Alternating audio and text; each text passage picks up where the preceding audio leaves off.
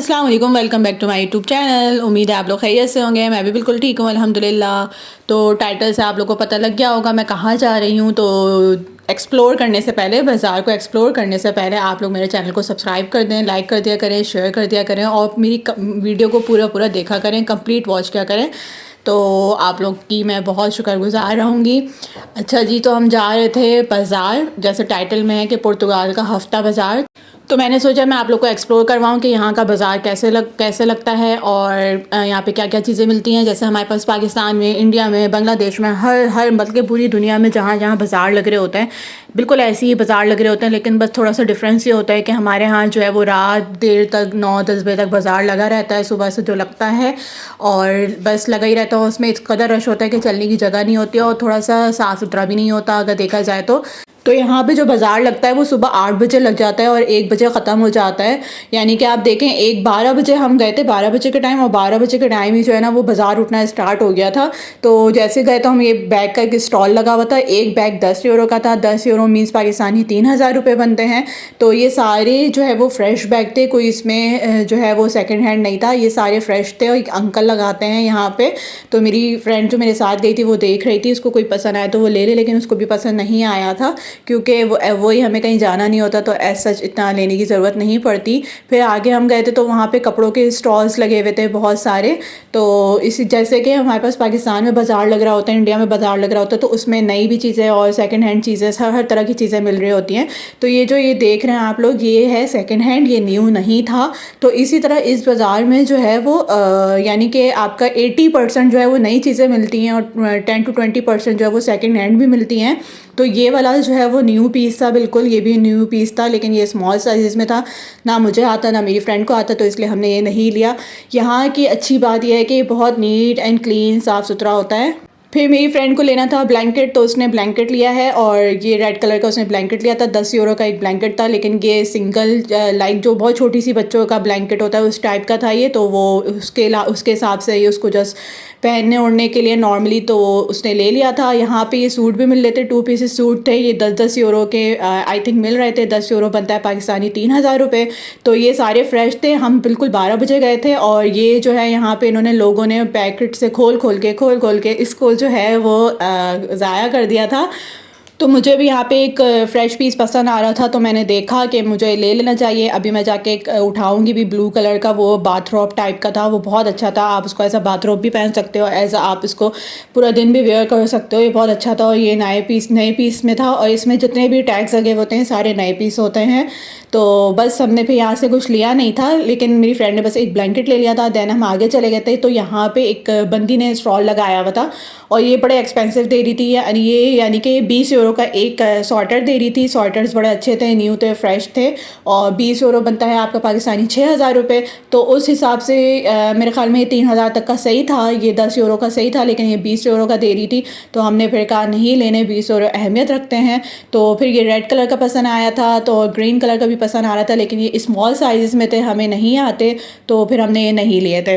अच्छा, पाकिस्तान में जो है वो नए भी पुराने भी मिल रहे होते हैं, लेकिन बिल्कुल पाकिस्तान की तरह यहाँ पे ज़्यादा पुराने नहीं मिलते। यहाँ पे ज़्यादातर स्टॉक जो होता है वो न्यू होता है और जो पोर्चुगल के अपने लोकल ब्रांड्स हैं ना, ये वो होता है। यहाँ पे बेसिकली वो लोग अपने स्टॉल्स लगा रहे होते हैं जिनकी अपनी शॉप्स होती हैं और यही शॉप, आप शॉप में जाओगे तो आप ये डब्बे में लटका हुआ होगा तो ये थोड़ा और एक्सपेंसिव मिल जाएगा।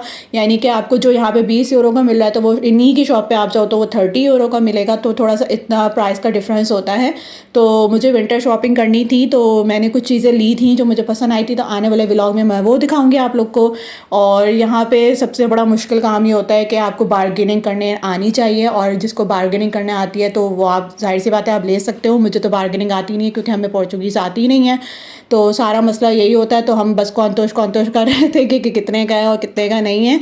तो यहाँ पे मेरी फ्रेंड ने जो है वो सॉक्स लिया था, उसको अपने हस्बैंड के लिए सॉक्स लेना था। तो एक सॉक्स का पे आई थिंक 1 यूरो का पड़ा था, शायद 3 यूरो का 3 पेयर्स पड़े थे। तो शायद उसने यहाँ पे हमने फिर उनसे पोर्तुगीज़ में बोला कि डिस्काउंट तो, यानी कि आप डिस्काउंट करोगे, तो उसने कहा पहले तो नहीं, फिर बाद में उसने हमें 2.5 यूरो में 3 सॉक्स दे दिए थे। तो अप्रॉक्स 75 सेंट, यानी कि आप 2-250 रुपये का एक पेयर पड़ा, जो सही था मेरे हिसाब से। तो हमने यहाँ से सॉक्स ले लिए थे। उसके बाद हम आगे आगे चले गए थे, तो यहाँ पे बहुत सारे स्टॉल्स लगे हुए थे। मौसम इतना अच्छा हो रहा था, लेकिन आधे से ज़्यादा स्टॉल्स ख़त्म हो चुके थे, क्योंकि वो सब अपने उठा रहे थे और सब अपने अपने घरों को जा रहे थे। अच्छा, यहाँ पे ये होता है कि जैसे बार्गेनिंग का मैंने आप लोगों को बताया ना कि जैसे हम पाकिस्तान में बार्गेनिंग कर लेते हैं, और जिनको अच्छी बार्गेनिंग करना आती है वो फिर आप अच्छी चीज़ उठा सकते हो। लेकिन थोड़ी जैसे पाकिस्तान में भी आपको बार्गेनिंग करने के टाइम में बहुत दिमाग की करनी पड़ती है, तो इसी तरह जब हमें पाकिस्तान में करनी पड़ती है, आप सोचो हमें उर्दू इंग्लिश वहाँ पर आते हुए करनी पड़ती है, तो यहाँ पर हमें तो पोर्चुगीज़ आती नहीं, तो हम यहाँ पर बार्गेनिंग कैसे कर सकते हैं। तो हमारा यहाँ नुकसान ये होता है कि हम यहाँ पर बार्गेनिंग नहीं करते। और यहाँ पर एक बहुत बड़ा सा एक बैग का स्टॉल भी लगा था, उज़्बेकिस्तानी ने लगाया था, लेकिन वो थोड़ी सी सही आंटी नहीं है, तो हम उनके पास नहीं जाते, तो इसलिए मैंने वो वाला स्टॉल की वीडियो नहीं बनाई थी। फिर हम आगे चले गए तो हर जगह सिर्फ स्वेटर, और आपको सिर्फ स्वेटर्स वाली ही वाइब्स आ रही थी, क्योंकि सर्दियाँ स्टार्ट हो चुकी हैं, बहुत सख्त सर्दियाँ आ चुकी है, तो बस सिर्फ स्वेटर थे। और बहुत प्यारे प्यारे स्वेटर्स थे, फ्रेश स्वेटर थे, तो हमारा दिल कर रहा था हम ले लें, लेकिन वही कि हम नहीं, इतने छोटे छोटे साइज़ के थे, तो हमने नहीं लिए थे। तो यहाँ पे बहुत छांटी करनी पड़ती है, यानी कि बहुत देख के और अंदर से निकाल के कोई अच्छा पीस लेना पड़ता है। तो हमें जब लेना ही नहीं, तो फिर हमने उसको इतना मतलब देखा नहीं, इतना फोकस नहीं किया। तो मुझे एक जैकेट चाहिए था जो मुझे रेगुलर वेयर में पहनना था, जैसे हम बाहर निकलते हैं तो रेगुलर, यहाँ पे सर्दी होती है तो नॉर्मल जैकेट चाहिए थी। जो मेरी पहले वाली जैकेट थी वो थोड़ी सी ख़राब हो गई थी, तो मैंने कहा मैं नहीं ले लेती हूँ। तो मैं वो जैकेट ढूंढ रही थी कि मुझे वो कहीं से मिल जाए तो मैं वो ले लूँगी। तो मुझे एक बहुत अच्छी जैकेट मिल गई थी, तो मैंने वो आप लोग को मैं नेक्स्ट व्लॉग में इंशाल्लाह आप लोग को दिखाऊंगी।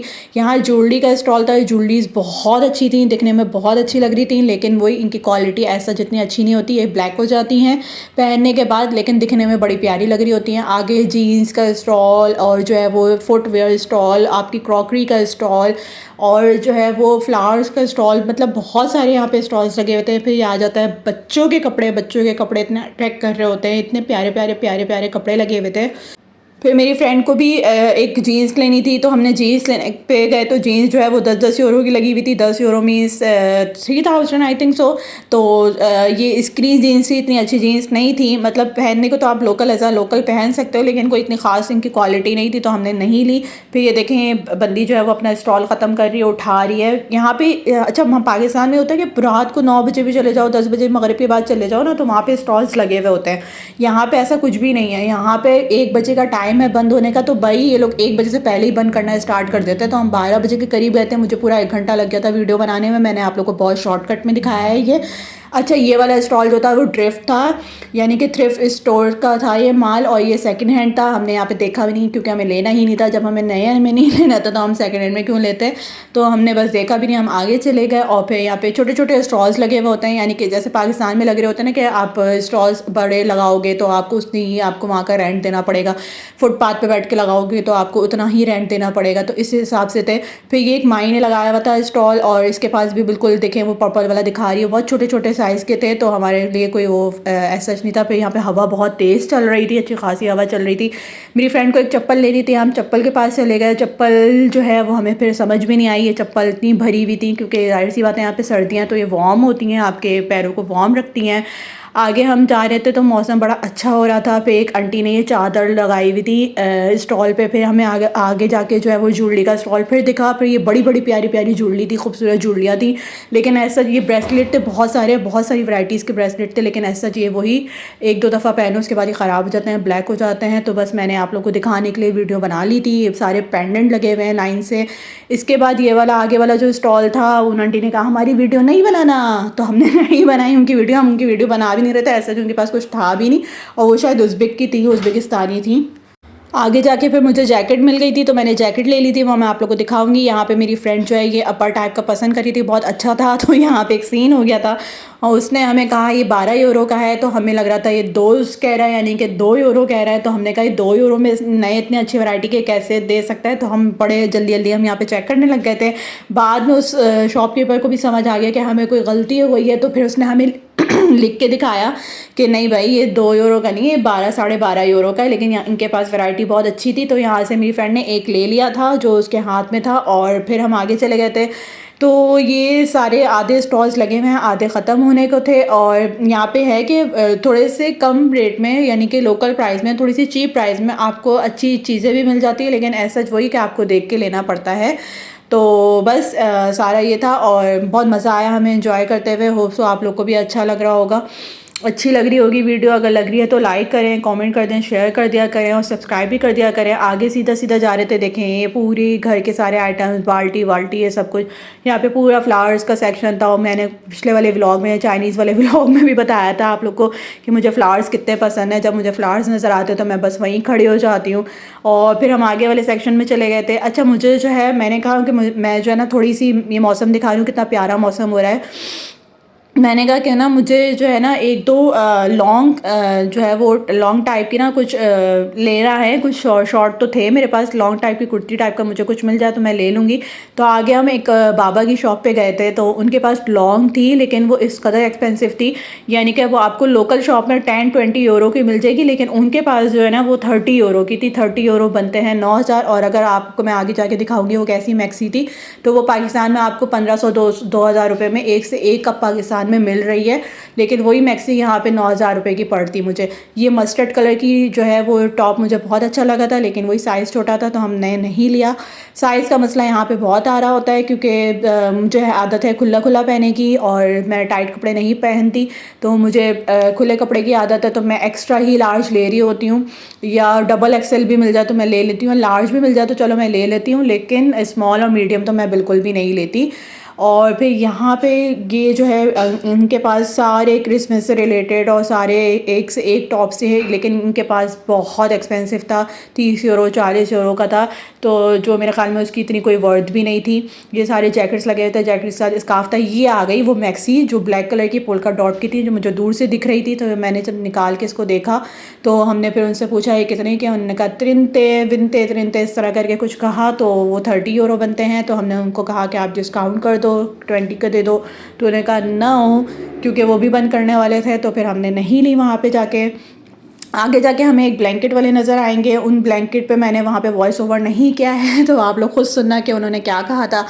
पहले उन्होंने पोर्चुगीज़ बोली, फिर उन्होंने इंग्लिश बोली, इंग्लिश बोलने के बाद उन्होंने उर्दू बोली, उर्दू बोलने के बाद उन्होंने पंजाबी बोली। मतलब उनको 4 लैंग्वेज आती थी।